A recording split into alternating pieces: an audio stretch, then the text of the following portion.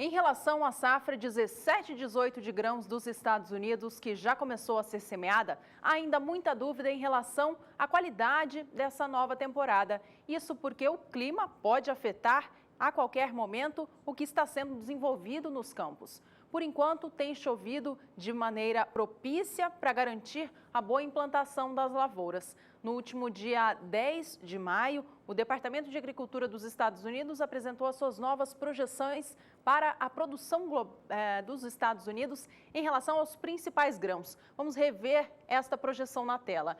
Em relação à safra de soja, eles esperam uma temporada de 115 milhões e 800 mil toneladas. Para o milho, que é a maior produção, a projeção estima a safra de 357 milhões 270 mil.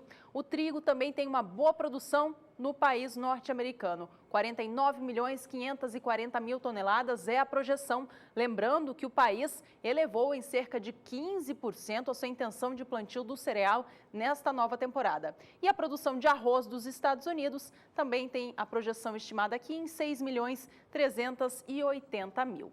Bom, o clima tem tido alguns fatores positivos, garantindo a plantação destas lavouras, mas nos últimos dias as temperaturas têm tido um índice muito baixo, as temperaturas estão baixas, impedindo com que a umidade do solo proveniente dessas chuvas cesse para geralmente, trazer o bom desenvolvimento das plantações. Vamos saber agora com a Nadiara, da Somar Meteorologia, como que está exatamente o clima por lá, como que ele afeta a produção agrícola dos Estados Unidos e qual a previsão estendida para o país norte-americano. Boa tarde, Nadiara.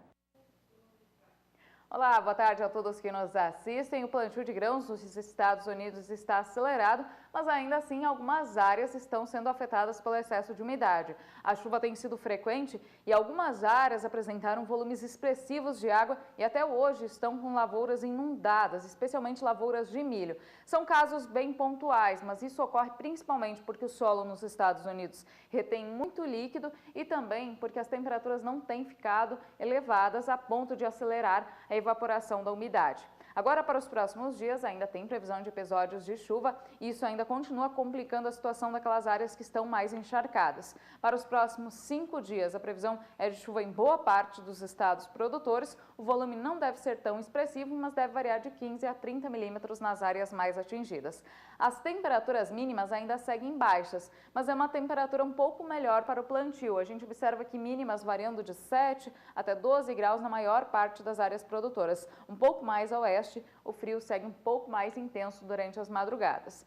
Durante o segundo período, entre os dias 30 de maio e 4 de junho, a chuva ainda será abrangente sobre boa parte do cinturão produtor de grãos, mas o volume de água não será tão alto, deve chover em torno de 15 milímetros em 5 dias. As madrugadas seguem com temperaturas um pouco mais amenas, a gente observa que as temperaturas sobem um pouco mais, variando de 9 a 11 graus na maior parte das áreas produtoras. Uma temperatura ideal para a germinação são temperaturas acima de 10 graus. No decorrer do terceiro período, entre os dias 4 e 9 do mês de junho, continua chovendo de forma abrangente. O volume de água não deve ser tão alto, mas como eu falei anteriormente, nas áreas que estão mais encharcadas, esse excesso de umidade já atrapalha bastante o desenvolvimento das culturas. A gente observa aqui previsão de 15 a 30 milímetros em 5 dias. Neste período, a temperatura sobe um pouco mais. Já nesse período do dia 4 ao dia 9 de junho, a temperatura mínima deve ficar por volta dos 14 aos 17 graus, então uma temperatura bem melhor para o plantio e germinação dos grãos.